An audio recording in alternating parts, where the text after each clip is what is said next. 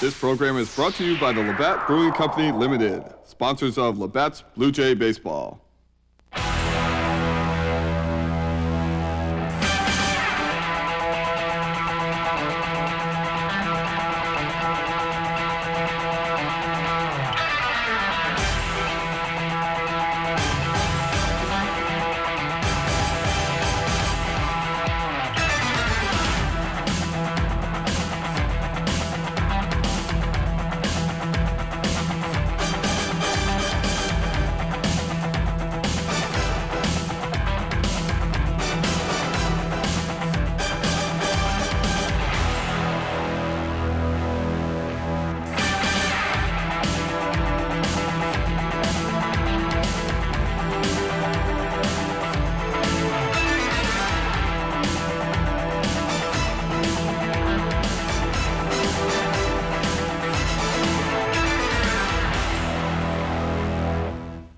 The 1990 Toronto Blue Jays, continuing a tradition of success.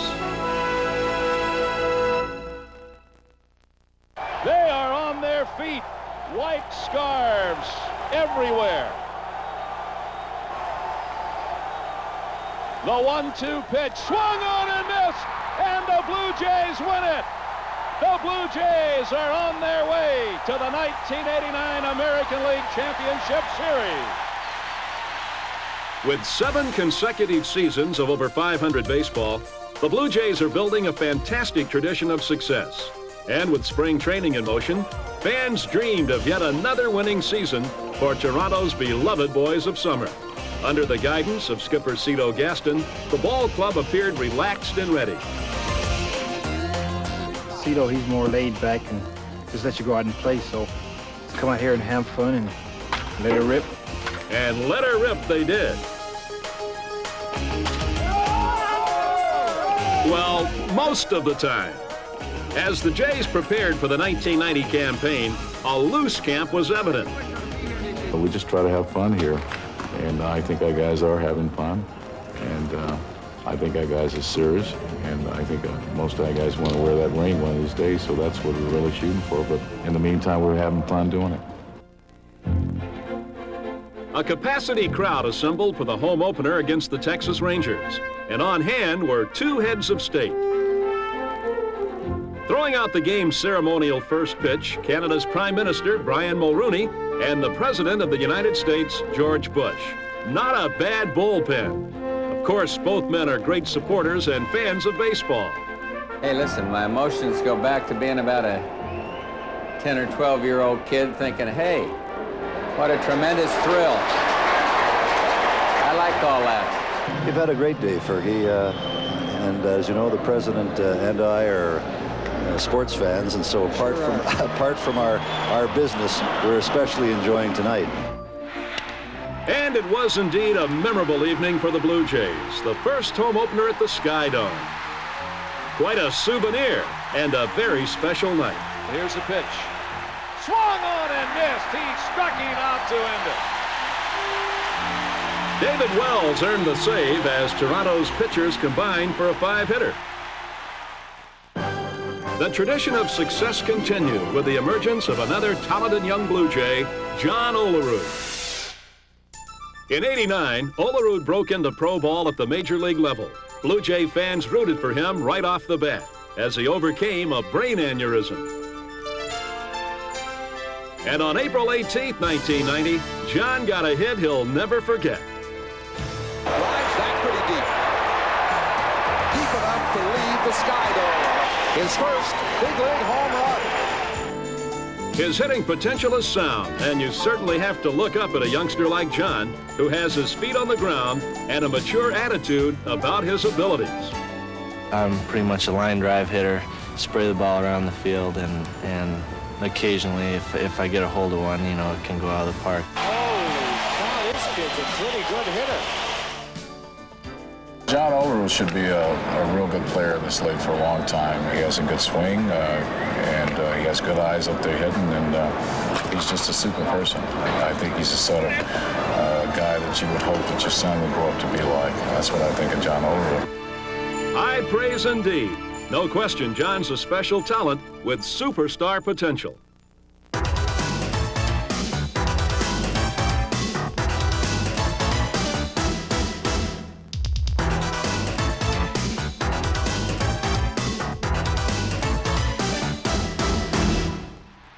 From a star on the rise to a star in place, shortstop Tony Fernandez began the season on a sizzling note. Snyder on the run, can't get to it, it'll go to the wall. Fernandez on his way to third.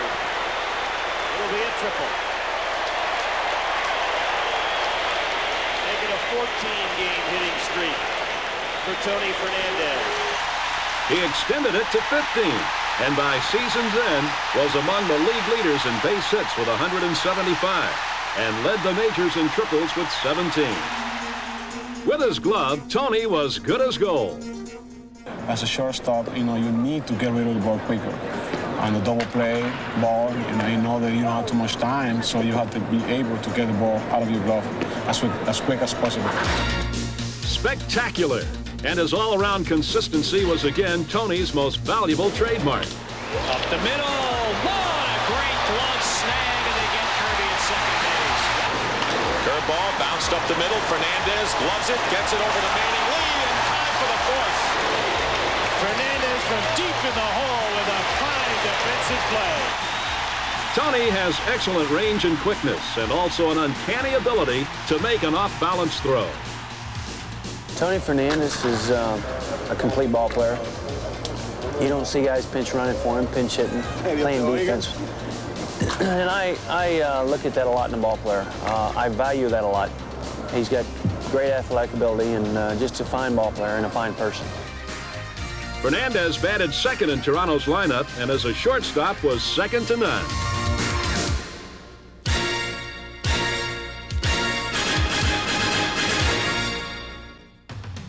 A peek at the standings at the end of April showed the Blue Jays tied for second. In May, the Skydome was the site of a series featuring the Blue Jays and Sparky Anderson's Tigers. Detroit's Cecil Fielder, a former Jay, put on a powerful display, smashing 3 homers. Kelly Gruber, off to a hot start himself, also connected with a pair of round trippers.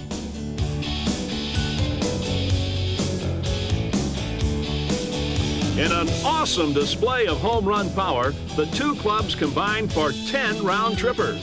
Gruber and teammates pounded out an 11-7 win. Kelly enjoyed the sweet taste of success as a hot start sparked a fantastic season. 31 homers, 118 RBIs, and a .274 batting average.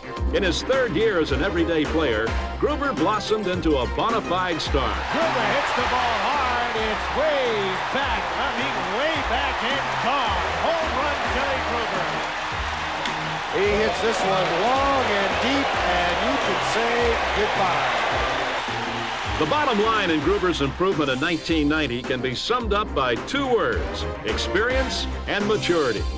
The more I've been up here, the little more success I've had, a little more comfortable. I have a better idea of not only what to expect from a hitter standpoint, defensively as well. I can't put my finger on any one particular thing and say, yeah, this is it. It's a combination of things: hard work, sacrifice, just a lot of things. He's having an awesome year. I call him the golden child. I mean, he can't do no wrong right now. He's coming through. Along with cutting down his errors, Gruber made his usual share of death-defying plays at the hot corner. Footloose and fearless. Gold glove play at third. The ground ball, fair ball. Look at that play by Gruber. Holy cow. And he gets him. Great play by Kelly Gruber. Tough play for Gruber here. Bare hands it and just gets rained off. Good hustle by number 17. Gruber's popularity was quite evident, both with his teammates and the fans. My favorite Blue Jay is Kelly Gruber because he's gorgeous. I don't know. What's the third baseman? There you go. My favorite Blue Jay is Kelly Gruber because he gives 110% every game. Kelly Gruber. Kelly Gruber. Well, what does that commercial say? Watch him move. In May, the Blue Jays moved on to a team milestone. The tradition continued with a victory that symbolized success. Win number 1,000 for the Toronto franchise. But as Blue Jay fans rejoiced, the Chicago White Sox were intent on spoiling the celebration. It's the third inning. The batter, Ivan Calderon. Hey, look at this. Way back. Put it on the board. Second deck, and the Sox lead it 2-0. Chicago took a 3-0 lead, but from a bird's eye point of view, the Blue Jays sensed a comeback in the making. Fifth inning, Nelson Liriano put the Jays in flight. Base hit. Knew it was going to happen. Here comes one. They're going to hold Olerud at third base, and it's a 4-3. Toronto lead. Wayne Ward was on the mound for the 8th and 9th innings to secure franchise victory number 1,000. Swung on and missed. It's over. How about that? Franchise win number 1,000 here tonight over the White Sox. But despite that victory, Toronto soon found itself in a nosedive. Frustration reached its peak after the Jays dropped 9 of 10, including series losses to Oakland, California, and a 3-game sweep at the hands of the lowly Mariners. But at the Kingdome, Cito Gaston seemed to spark his ball club with this outburst. And the man who sparked Toronto with his bat, George Bell. He looks this deep to left. That's out, and that's history. A 2-run shot for Bell. After an 11-4 victory in Game 2, the series finale was highlighted by a pair of homers, Manny Lee and then Junior Felix. This one is trouble if it's fair, and it's a home run. He's a switch hitter. He's going for that porch in the corner. If this is fair, it's trouble. Gone, a home run. Back-to-back homers. Two-strike delivery. He struck him out. And the Blue Jays have swept this series as they head for Oakland and the world champion A's. In Game 1 of that series, Toronto continued its winning ways thanks to the pitching of Dave Steve, who fired a complete Game 3 hitter. His first complete game of 1990 and the 100th of his career. Toronto also won Game 2 of the series, despite Ricky Henderson passing Ty Cobb on the all-time stolen base list. Tom Henke entered the game with 1 out in the 9th, striking out Jose Canseco and Big Mark McGuire. Here's the pitch by Henke. Struck him out. The Blue Jays win it. Toronto met the challenge of a losing streak and had turned their fortunes around. Cito Gaston's club had passed the Milwaukee Brewers, and by May's end were in first place. Cito had weathered the storm. I think this is a good training season for Cito. I mean, to see what he's really made of, because we've had some adversity. Last year he took over and everything came up roses, and we won, and you know, that was good. But this year we've had some adversity. We've had some losing streaks. We've struggled. We had some winning streaks. So I think it was a good trial for Cito this year, and I think he's done a good job. Cito took over for Jimmy Williams in May of '89, and the Blue Jays posted the best record in the majors the rest of the way. But 1990 was a different story. I think you got to have some challenges in your life, and some, you know, some good days, but you're going to have some bad days, managing. Managing, you know, it's a gamble. You do certain things when the games start that if the players can execute, it's going to work. If they can't, then it's not going to work. But I still give all the credit to the players because they have to do it. You know, I can put on a play, but they got to carry it out. By June, Cito's troops were running on all cylinders, posting some high-octane results. His patience was paying off, and the results were evident in the standings at the end of May. A celebration was in the waiting back at the Skydome, where Domer the Turtle and company commemorated the first anniversary of the new ballpark. As most fans agree, the Skydome has carved a place in the hearts of both young and old. A sellout was the norm in 1990. And whether your interest was a hot tub or just a Cole Labatt's Blue, the Skydome was sure a fun place to be. We love you, Blue Jays, oh yes we do, when you're not near us.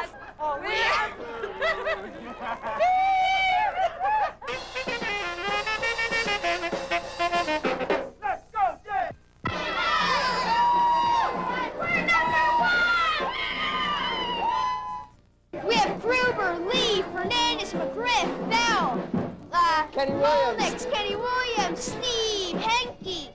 That says it all. The home club's performance said it all, celebrating in their first anniversary by making window dressing of the Brewers. Just the breaking ball here. There it is, and it's laced to left for an RBI base hit. Gruber drives in Fernandez. The Jays are on the board, 1-0. The festivities continued as Pat Borders added this party favor. This ball is hit deep to left. Felder back at the track, the wall. It's gone for Borders. The Blue Jays flew to a 7-4 victory, setting the stage for one of their hottest runs of the season as they tied the Brewers for second place. Milwaukee fans were seeking refuge after the Blue Jays took 3 of 4 from the Brew Crew. In 3 victories, they scored 31 runs. That's a base hit into left center field. 3-0 Toronto. 2 down, here's Bell. Young's going to hurry. Still going back. It's over his head and off the wall. Scoring is Felix. Here comes Fernandez around third. They're going to wave him home. 6-0 Toronto. Shortstop right through the legs of Diaz. Rounding third is Olerud. He'll head home. Here's Junior Felix. Down the left field line. That's a fair ball heading into the corner. A 2-run double for Junior Felix. And the Blue Jays have scored 10 runs in the 4th inning. 12-0 Toronto. The worst inning in Milwaukee Brewers history. We have just witnessed it. After dispatching Milwaukee, it was time for the Blue Jays to visit Minnesota's Metrodome.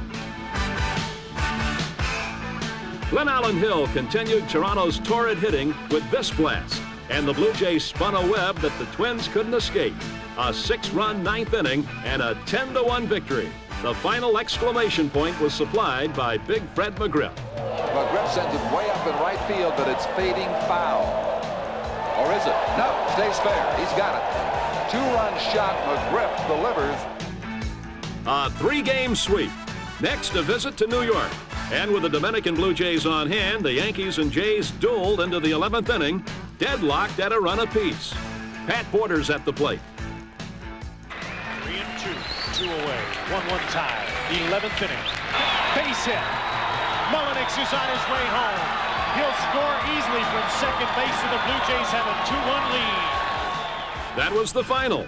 The next day was Father's Day, and Todd Stottlemyre, pitching on the same mound his pop once used, stymied New York with a complete game.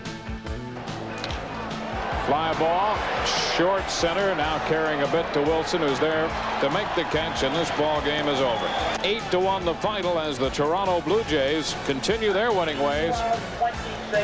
They go 9-1 on their road trip. 11 of 13 overall. And when the Yanks visited the Skydome, Toronto's tradition of success continued to ring true. George Bell dialed up some long-distance homers that reached faraway area codes. Uh-oh. That is long gone. Man, did he put a charge in that one. Holy cow. Oh, 0-1 is hit hard to left field. Home run, George Bell.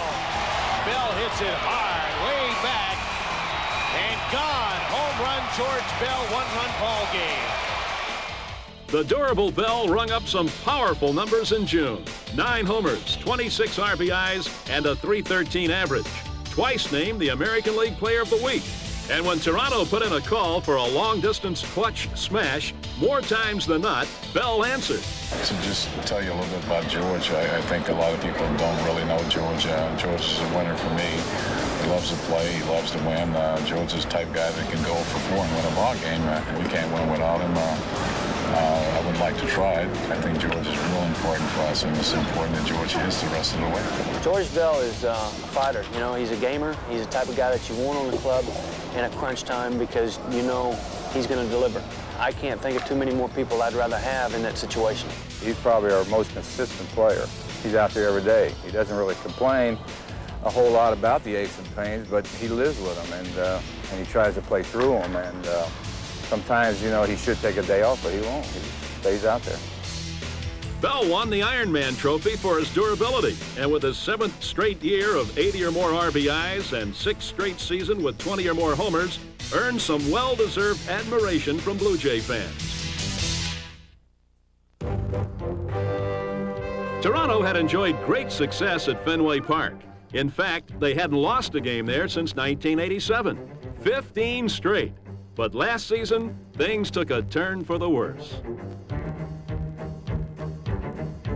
Fenway Park was much more hostile in 1990, as the Red Sox gave the Blue Jays nothing but headaches, handing them their first loss there in 2 years. There it goes, deep left field. Jody Reed puts the Red Sox ahead 8-7. Red Sox win it and break a 15-game losing streak in Fenway to Toronto. And Carlos drills one high and deep. Forget about this one. It's long gone and hard to find. 3-0 Boston. Popped up in a shallow right. Jody Reed gives way to Brunansky. The game is over. The Red Sox sweep the Toronto Blue Jays. 3.5 up now. The Red Sox over Toronto. On June 29th, Blue Jay fans witnessed Toronto baseball history. Dave Stewart pitched a whale of a game against the Blue Jays, striking out 12. And in the 9th inning, he found himself on the verge of pitching the season's 4th no-hitter. Dave Stewart, 1 out away from a no-hitter. And the Blue Jay fans hoping to see a no-hitter. Fly ball center field.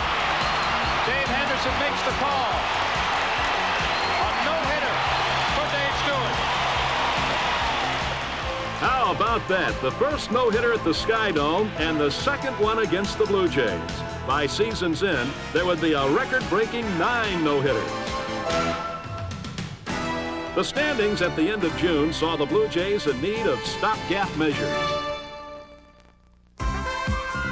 And whenever the Blue Jays looked to stop opponents cold, the man they looked to was Tom Henke, averaging better than a strikeout per inning for 5 of his first 6 seasons. In 1990, he collected 32 saves, including this stretch. Tom Henke after his 16th save in that many opportunities. Little fly ball. Tony Fernandez has it measured, and the Blue Jays win it 1-0. Number 16 for Henke.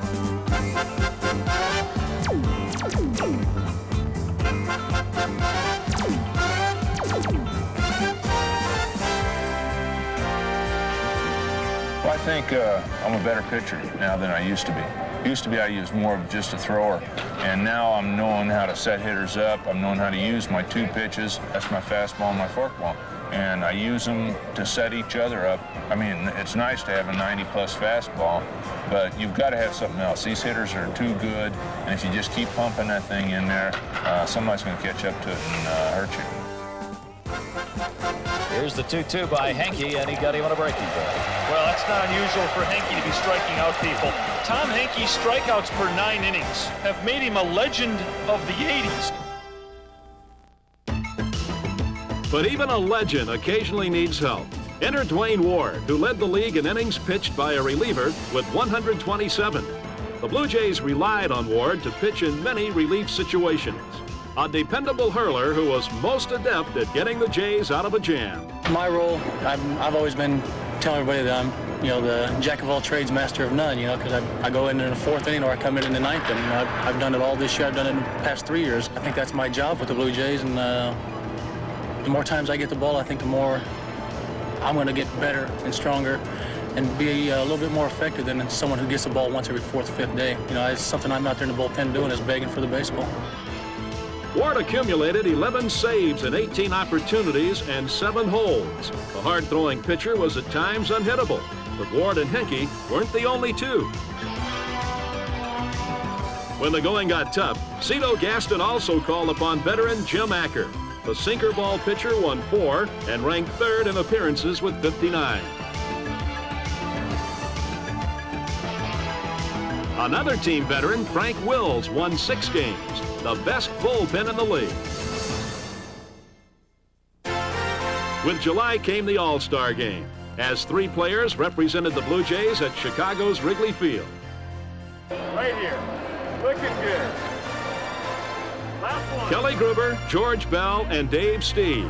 With his 7th All-Star Game, Steve tied Hall of Famer Early Wynn for most appearances by an AL pitcher. Kelly Gruber also tied an All-Star record with 2 stolen bases. And Steve pitched 2 scoreless innings, helping the American League win the Midsummer Nights Classic by a score of 2-0. Dave Steve, a franchise player who's been part of Toronto's tradition from nearly the beginning. The Labatt's Blue Pitcher of the Year has more Major League service than any player on the Blue Jays roster.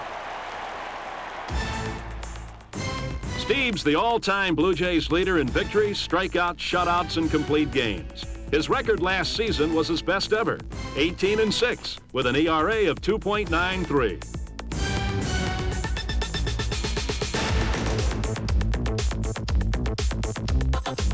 When he goes out on the mound, we know we got a good chance of winning. It seems like every time Steve goes to the mound, we're going to win a ball game. See ya! Oh, my God, what a pitch! I think he's proved that he is one of the dominating pitchers in the game the last 10 years. 166 career victories since 1979 supports that claim, but as Blue Jay fans know, it hasn't always been easy for Dave. I think just my determination coming back from a bad 86, 87 season, then having a good 88, 89, and proving a bit to myself again that I can throw the ball the way I'm capable of throwing it, and it all boils down to team support, and that's the reason for bouncing back. I've had good offensive and defensive support. Bolstering Toronto's tradition of success.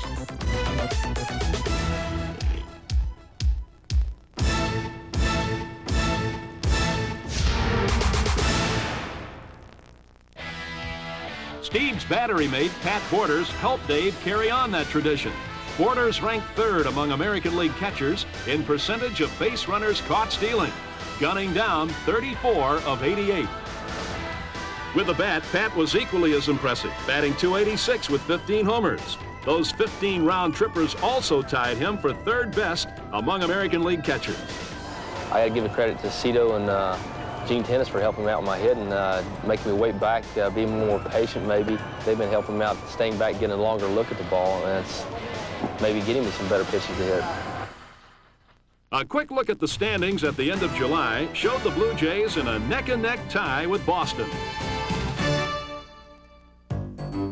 The buzzword in August wasn't spray hitters, it was pesky pests. There were so many little buggers that one game was put on hold, thousands of gnats. They're calling them off the field. They're going to delay the game.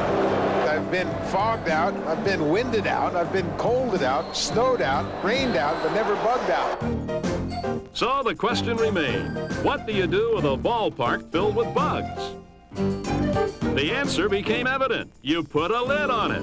So as players seek refuge in the dugout, the Skydome roof was slammed shut. I guess they were watching them, and when they landed, they didn't take back off. So I guess they figured as soon as they shut the dome, there wouldn't be any more coming in, and they'd land, and then you'd go, and that's exactly what happened. So, yeah, it was kind of weird that they shut it when it wasn't raining or anything, and it was just bugs, but it's kind of nice to have the dome in that type of situation. But, folks, you ain't seen nothing yet. Well, in the dome, many things can happen here, unexpected things. You know, this is just a bizarre place, so I'm just waiting to see what's going to happen next. Well, there was one instance involving Kenny Williams that's worth a look at. It happened during a game against the New York Yankees. Williams is on his way to 3rd as Lee fouls the ball behind first base. Caught by Moss. He's going to 2nd, but he threw the ball away with a chance to get Williams. And here's Williams sprinting back for 3rd. Now he's coming home. The left fielder Hall is hurt. Now John McLaren, the 3rd base coach, was wiped out by Williams, who's touched home plate, and he's hurt. Well, luckily, Hall wasn't injured seriously, and Coach John McLaren wasn't hurt badly either. There were, however, a few bruised egos. I saw the ball on its way to the plate, and once I got to 3rd base, I heard the 3rd base coach tell me to go back, and it's just one of those things that happened. The only thing I needed after the play was a tank of oxygen. I got enough harassment from my teammates, and all I needed was some oxygen to get me going again. It's tough not to chuckle when looking back at that play in particular. But there were other adventures or misadventures at the Skydome that were equally, shall we say, breathtaking.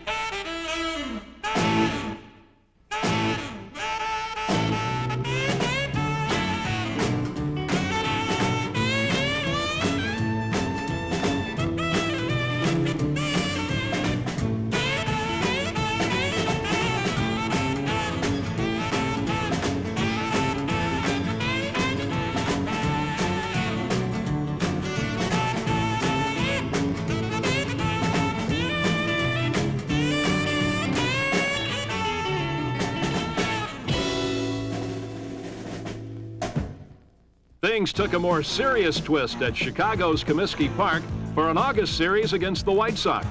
Junior Felix batted in the ninth as Toronto mounted a 3-run comeback. There's the base hit up the middle. Mookie Wilson's being waved by John McLaren. Lance Johnson with the throw, not even close. The Jays lead. The next day, Glenn Allen Hill punctuated a 12-run rout with this blast. Bradley is back, watches it go. Grand slam, home run, Glenn Allen Hill. Then it was time to slam the gate on Minnesota with some spellbinding pitching. Dave Stieb won his 16th of the season, holding the Twins scoreless through 6 innings and striking out 4 in a 5-1 victory. More pitching heat was applied the next day by Jimmy Key, who combined for a 6-hit shutout. Getting Jimmy Key and Dave Stieb hot and getting them going, it kind of lifts the whole team because everybody knows that when they go out there, there's not going to be a whole lot of blowout games like that. They're going to keep us in the ball game, give us a chance to win. In the finale, the starter was David Wells, who improved his record to 9-3 with a 9-1 rout of Minnesota. Wells began the season in the bullpen, but the hard-throwing hurler showed great potential as a starter. I'm here for the team, and if I can help them out as a starting pitcher or relief pitcher, that's what I want to do. And it seems that I was doing both, but I'm having more success as a starting pitcher right now. With the pitching staff pitching well, the Blue Jays won 5 of 6 and appear to be gearing up for their big 4-game August series against the Boston Red Sox.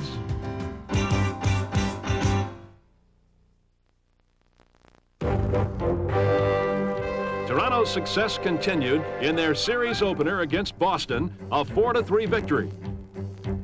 Fans at the 40th consecutive sellout at the Skydome rejoiced. But the next day, the Red Sox held the Jays to no runs on the pitching prowess of starter Dana Kicker and reliever Jeff Gray.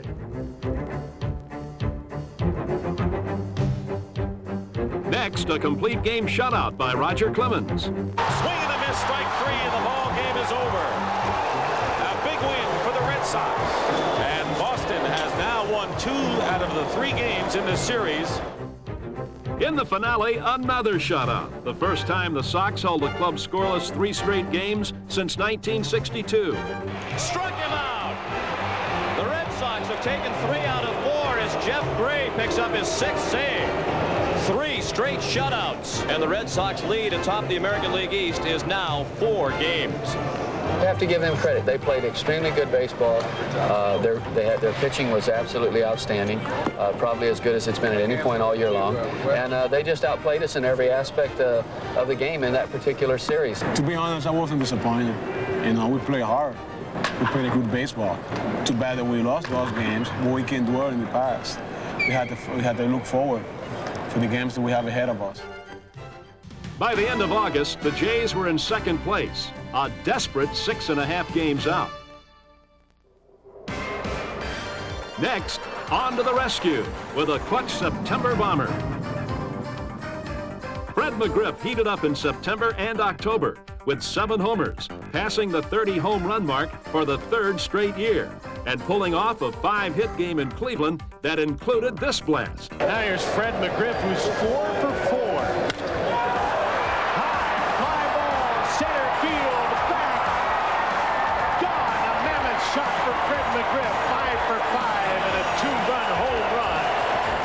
When talking of Mr. Fred McGriff, the word power is indispensable.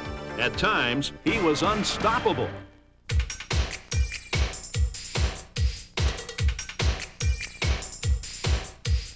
Fred, one of the greatest power hitters we got in this league.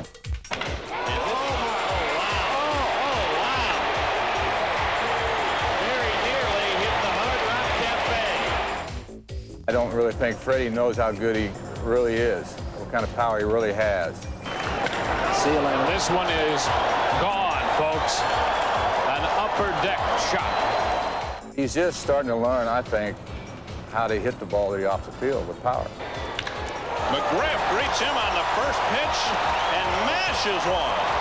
Way out of here. His final totals, 36 homers, 88 RBIs, and a .300 batting average. But his season began in slow motion. My first part of the season, I was struggling, and but I hung in there, and given the chance to play every day, I get to come out every day and keep working on things and keep battling. And after the All-Star break, I started swinging a lot better. McGriff was the Labatt's Blue Player of the Month for July and August, posting great numbers and playing first base with great skill.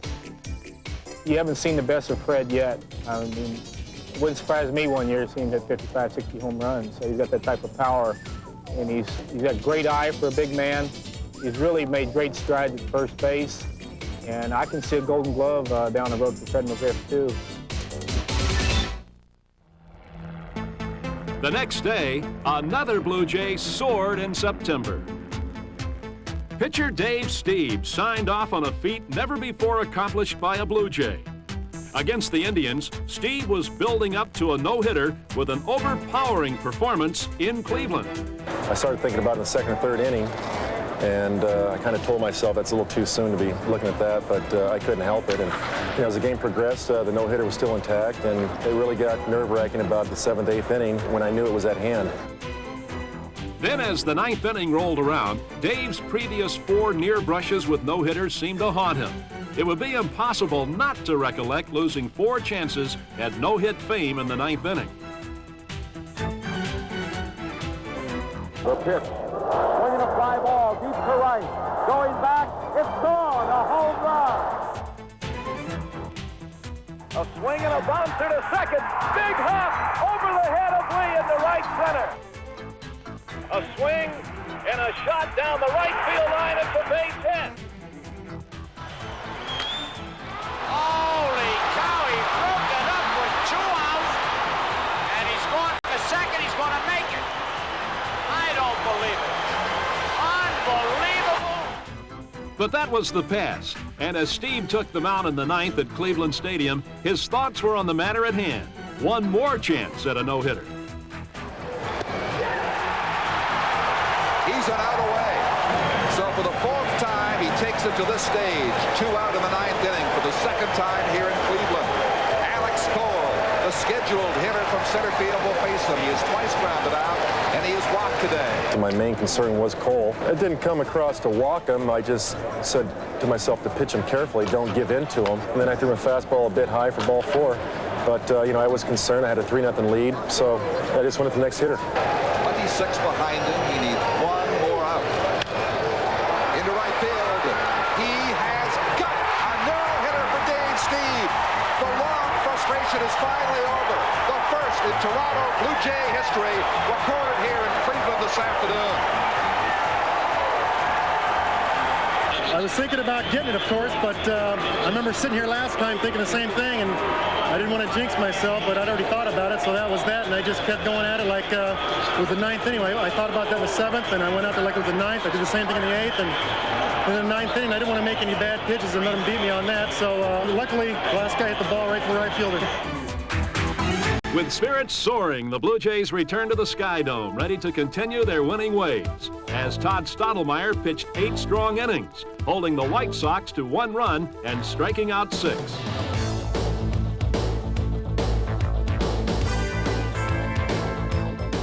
Melito Perez no-hit Toronto through 6 innings, but in the 7th, There's a drive into left field. Crowder on the run. Can't get it.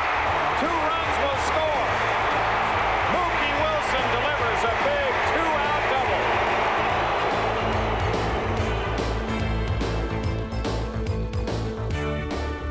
Steve, making his first appearance at the Skydome since firing his no-hitter, was on track for win number 18, a new record for Toronto Blue Jay pitchers. There's good news and bad news for the White Sox. The good news is Dave Steve is finished for the day. The bad news, Mr. Henke. Oh, boy. Henke slammed the door shut, earning his 28th save, and the Blue Jays won 3-0. Toronto let their bats do the talking in the finale as they celebrated a brand new attendance record with offensive fireworks. McGriff sends a high drive to center. Man, what a mammoth poke. 397 feet they ruled that one. That's all? Jeez. There's another drive. Way back and right, and Myers has one out of here. Blue Jays are rolling out the big lumber now. 2 solo homers give them a 3-run lead. Blue Jays 6, White Sox 1. The outpour of runs continued in Kansas City, and after a 6-1 win in the opener, shortstop Tony Fernandez opened the floodgates in Game 2. Fernandez gives it a ride in the air to right field. Gone. Grand slam. Home run. Tony Fernandez. An 8-4 win and Toronto's 6th straight victory.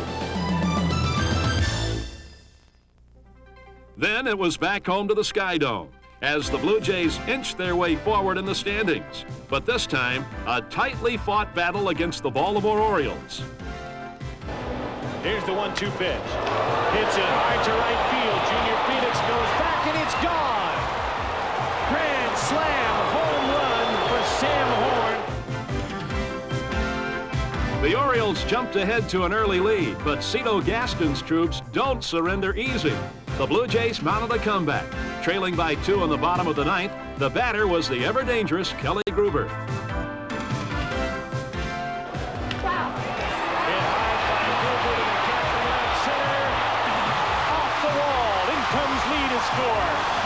Felix is on his way home.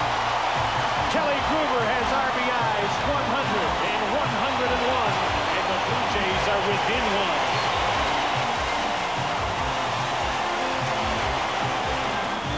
1. Then up stepped the team's best pinch hitter, Rance Mullinax. Here's the 1-1. Base hit. Fernandez in to score. Gruber's on his way home. The throw to the plate. He falls over and scores 7-7.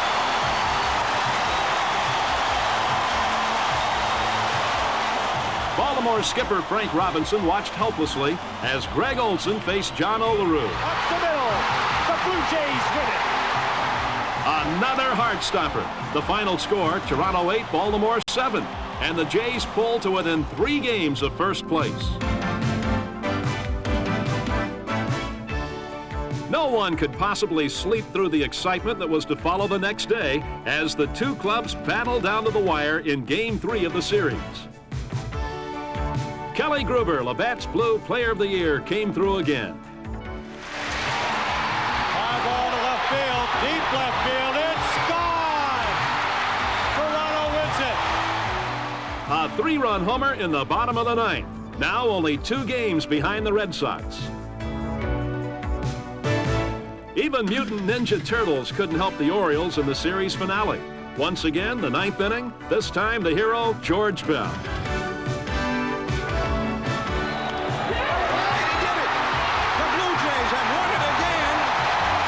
The Blue Jays in the bottom of the 9th inning are a winner for the 3rd straight day over the Orioles, and now they are just 1 game back of the Boston Red Sox.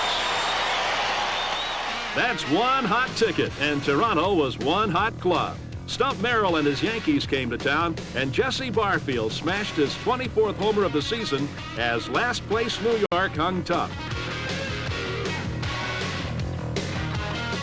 But the Blue Jays mounted a comeback.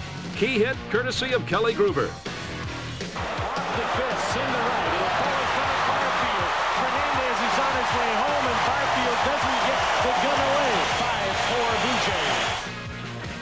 And Tom Henke slammed the door shut for the 6-4 win. It was that time of year. Keep an eye on the scoreboard and your nose to the grindstone as the excitement keeps on coming. Pinch hitter Rance Mullinick stepped up to the plate in Game 2 of the series, 9th inning. The score tied at 2. Sweet swinging Rance Mullinick delivers again.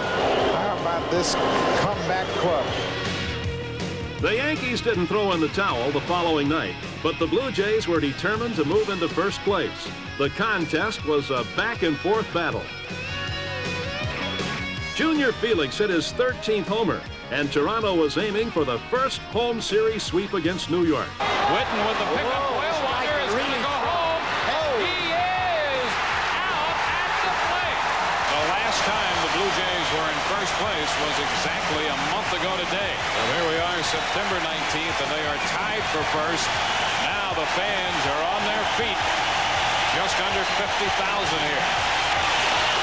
And Toronto's in first place. Moss called out on strikes as the Blue Jays extend the winning streak to 6. Toronto's tradition of success translated to record numbers at the turnstiles. In their series against the Yankees, Toronto drew enough fans to establish a new mark. Our paid attendance of 49,902 brings our season total to 3,635,829. The new all-time Major League Baseball record. What is the Toronto Blue Jay fan? Toronto Blue Jay fan is there to back them all the way, through thick and thin. To me, the fans here in Canada are some of the best baseball fans there are. I mean, 50,000, 49,000 plus every day, and it's amazing. It really makes it a thrill to be able to come put a uniform on here and play for the Blue Jays when you have fan support like that. Oh, the Skydome, it's a great spot. It's a great spot. And when you got a winner, you can't help but come and watch a winner all the time. Some die-hard Blue Jay fans even followed the club to Milwaukee, where George Bell tied a career high by going 5 for 5 as the Blue Jays exploded for 9 runs and a victory that put them 1.5 games ahead of the idle Red Sox. But the first 2 games against the Brew Crew proved disastrous. 2 straight losses, and the Jays found themselves stumbling badly. The standings show Toronto and Boston tied for first, heading for their final showdown. The Blue Jays and Red Sox met for the last time. A 3-game series for first place in the AL East. The Jays sized up their opponents. They've got a lot of veteran players, people that know how to play the game, and I'm sure they're going to approach it the same way that we are. They're going to go out, try to have fun, give 100%, and see what happens. Staff ace Dave Steve pitching. Wade Boggs batting. The pitch swung on. That's a blast, and it is gone. A home run for Wade Boggs, and the Red Sox jumped ahead to a 4-0 lead. Mike Boddicker held the Blue Jays scoreless through 6, but in the 7th, Grounded off the end of the bat and by Rivera. Here comes McGriff. He will score, and Toronto cuts the 4-run lead to 3. And the Blue Jays keep on coming, even after a pitching change, as clutch-hitting Mookie Wilson stepped to the plate. Line drive, base hit. Soho scores, and it's a 1-run ball game. Fernandez grounding it into the hole, knocked down by Quintana.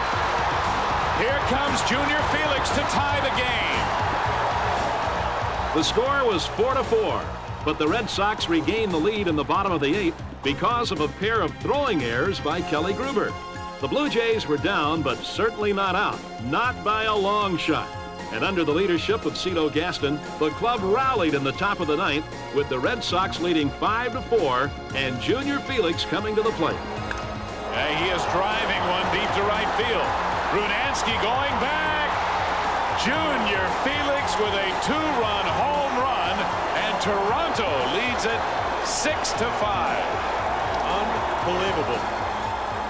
It appeared as though the Blue Jays had pulled a miracle out of thin air, but this game was far from over. Boston was planning a rally of their own, and the hero turned out to be the unlikeliest player of all. Well hit, base hit, the Red Sox win it.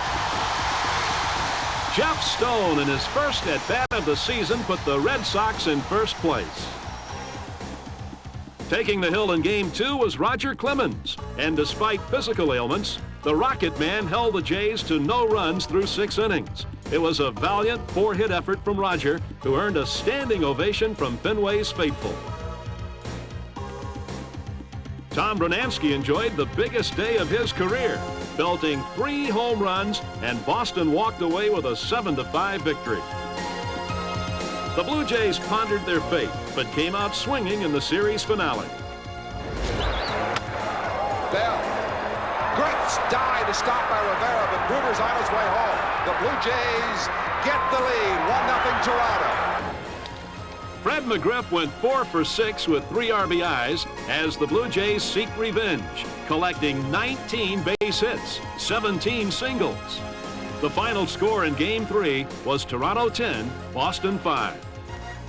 We could have walked out of here a game up ourselves, but you can't look back. We're just going to look ahead and hopefully go into Baltimore and play good baseball.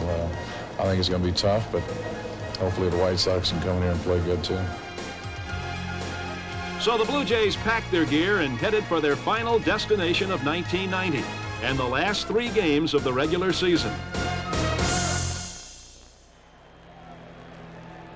All eyes were focused on the action at Memorial Stadium with the division flag still up for grabs. Mike Devereaux homered and the Orioles won the game 6-3, a most disappointing setback to say the least. Meanwhile, at Fenway Park, the Red Sox disposed of the White Sox as Jeff Reardon slammed the door in the 9th. Strike 3, got that one. Red Sox win it. Toronto loses. The Red Sox are up by 2 with 2 to play. But Toronto's vital signs are still apparent as they battle the Orioles with the slimmest of hopes. Blue Jays broke a scoreless deadlock in the 5th inning. Dave Johnson for Baltimore against Pat Borders. Base hit to right field. Bell's in to score the first run of the game. But Baltimore bounced back to tie the score at 1-1, and the game wasn't settled until the 9th. The batter, Fred McGriff. It's way back, carrying towards the bullpen. Home run, Fred McGriff.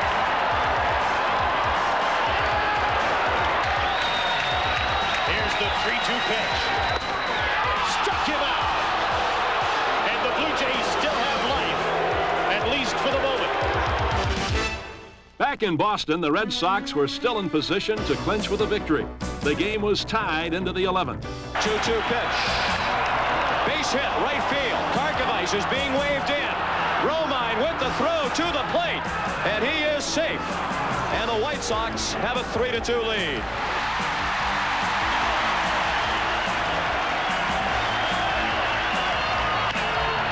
Right again. He flips to Fletcher. The Blue Jays are still alive. The magic number remains at 1. The White Sox had given the Blue Jays one last glimmer of hope. It was all coming down to the final day. After 161 regular season games, the American League Eastern Division title was yet undecided. But the Blue Jays still needed another White Sox victory. Boston charged ahead of Chicago in the 2nd inning, scoring 3 runs, and Fenway Park was in an uproar, anticipating victory. In Baltimore, with the Jays trailing 1-0 in the 8th, Olerud connected. He drives one deep to right. That is gone. A 2-run shot, and the Blue Jays take the lead, 2-1. The tension built to a crescendo as the White Sox hung tough in Boston by scoring in the 7th. Line to the left field, a base hit. Thomas scores. Pasqua's coming to the plate. He is out by a mile. The White Sox trailed by 2. And in Baltimore, the Blue Jays could only watch as their season faced the final curtain. Back in Boston, the tying runs on base, 9th inning. 2 outs. The batter, Ozzie Guillen. Line down the right field line, hooking toward the corner, Brunansky! He made the catch in the corner. A great catch by Tom Bernansky. And the Red Sox are the champions of the American League East in 1990. With the division flag decided in Boston, Tom Henke faced Mickey Tettleton in the ninth. Score tied at 2. He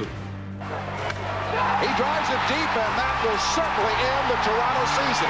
If the Boston victory didn't, that shot by Tettleton did.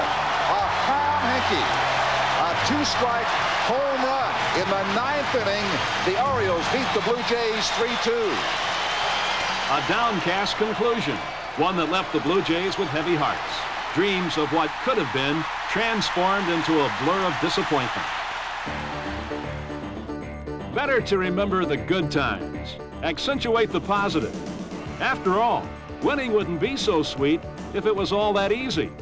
The Blue Jays can be proud of their 8th straight winning season, drawing a record 3.8 million fans, and proud of the valiant all-out performances and great individual accomplishments. 1990 was a year for young stars to blossom, like Kelly Gruber.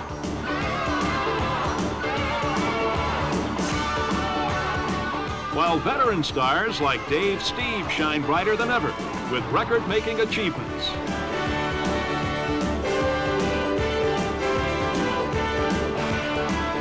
The Blue Jays will be back in 1991 with a tradition of success that figures to carry on for years to come.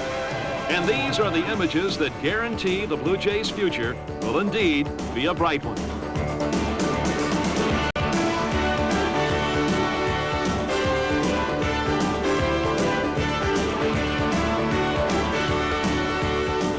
And next year, Toronto will play host to the All-Star Game.